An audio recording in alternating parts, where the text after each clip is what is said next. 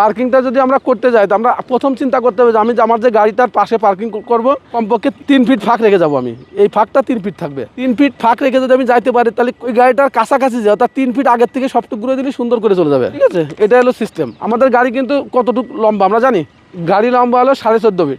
এই যে 14.5 ফিট আমি কখন কোথায় পার্কিংটা করতে পারবো? কমপক্ষে আমার গাড়ি যদি মাঝখানে 7 ফিট গ্যাপ থাকে তাহলে আমরা 7 ফিটের ভিতরে পার্কিং করতে পারি। 7 ফিটের নিচে থাকলে পার্কিং করতে পারবো না। সুন্দর যাচ্ছে। এই যে এই গ্যাপটা হলো সবচেয়ে বেস্ট গ্যাপ। আমি যেটা বলছিলাম এই গ্যাপটা, এই যে গ্যাপ যাচ্ছে না, এটা তো থাকবে না, তাহলে আমার গাড়ি তো এখানে থাকবে। এই গাড়ির পাশ দিয়ে আমি যাবো যে ওই গাড়ির কাছে করবো, তাহলে এই গাড়ি যাচ্ছে এই গ্যাপটা, এখন যে 3 ফিট গ্যাপ আছে না, এই গ্যাপটা থাকলে বেস্ট হবে, এটা আমি বলছিলাম। Break break break break. এখন এখান থেকে এবার এদিকে ঘুরে দিতে হবে, ডানি ঘুরে লাগার সম্ভাবনা নেই, আর ওদিক ঘুরেই লেগে যাবে, ডানি ঘুরেই লাগবে না।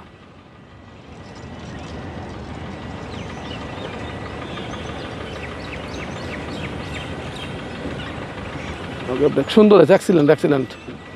তাহলে এটা হলো পার্কিং এর নিয়ম। হ্যাঁ, আর বের করার সময় আমরা কিভাবে বের করলাম যে আমার যে গাড়ি, আমি যে 2 গাড়ি মাঝখানে পার্কিং করছি, যে গাড়িটা ডান দিকে যাবো বা বাম দিকে যাবো, মিরর যখন পার করবে তখন আমরা সব টুকরো দেবো। মিরর পার করার আগে যদি ঘুরাই তাহলে কিন্তু কোনা ভেঙে যাবে পুরা।